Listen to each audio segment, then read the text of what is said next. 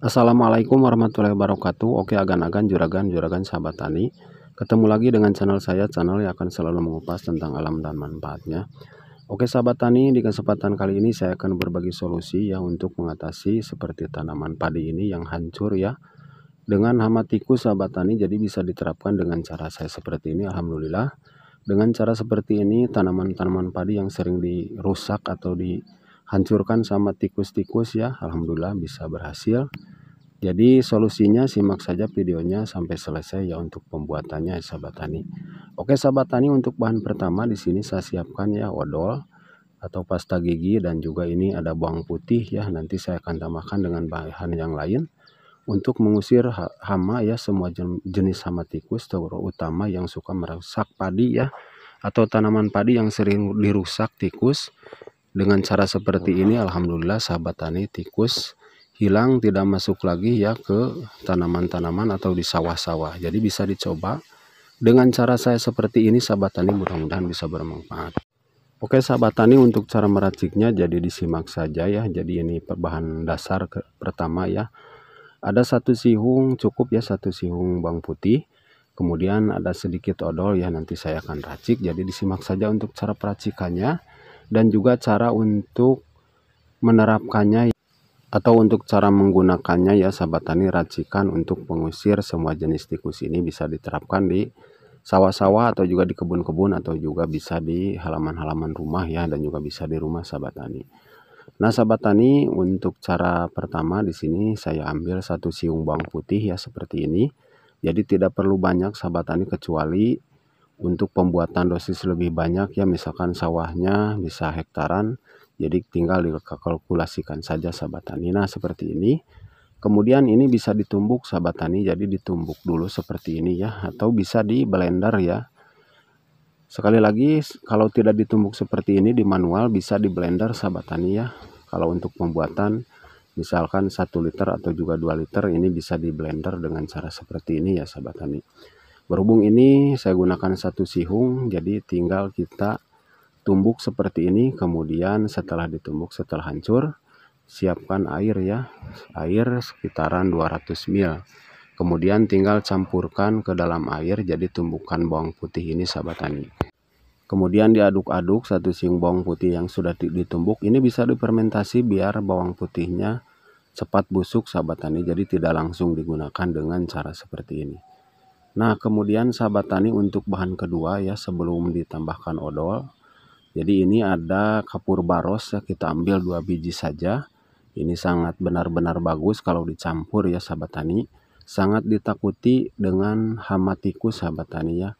Jadi hama tikus ini tidak akan merusak lagi tanaman dan mabur sahabat tani ya. Nah seperti ini. Kemudian ini tinggal dihaluskan seperti bawang putih tadi sahabat tani ya. Jadi dihaluskan dulu seperti ini biar cepat hancur ya sahabat tani. Tinggal dicampur dengan 1 sihung bawang putih tadi.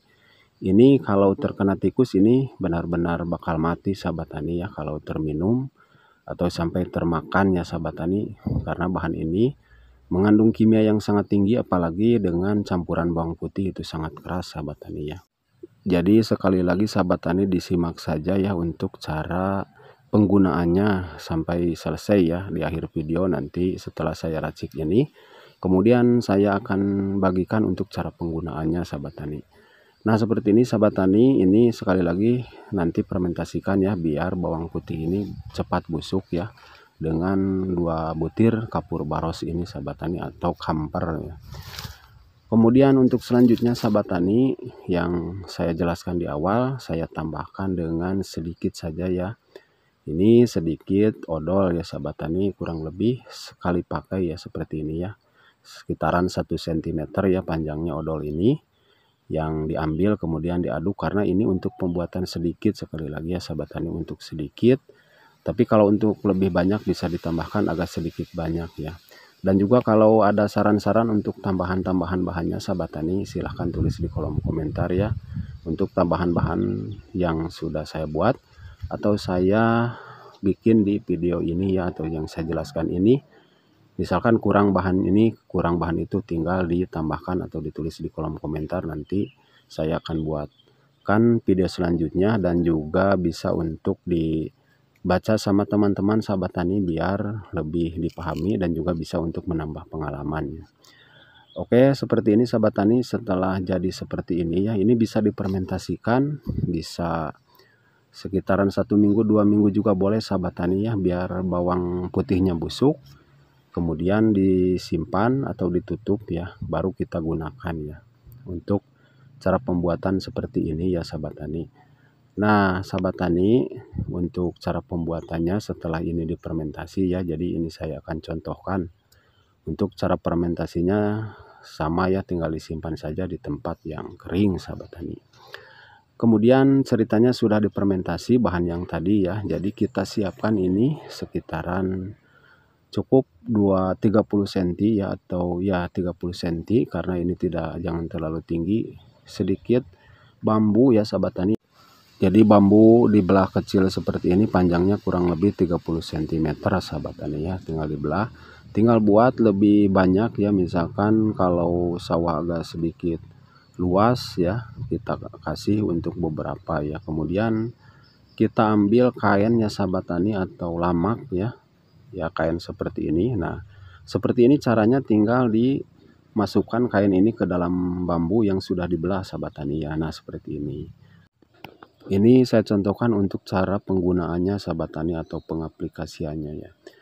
Nah ini saya contohkan lagi karena ini belum difermentasi sahabat tani. Jadi setelah difermentasi, setelah hancur ya, bisa 1 minggu di dalam jerigen atau juga botol-botol sahabat tani, simpan saja ya, agak sedikit lama. Jadi si baunya bawang putih itu akan menyatu dengan kamper atau kapur baros dan juga odol.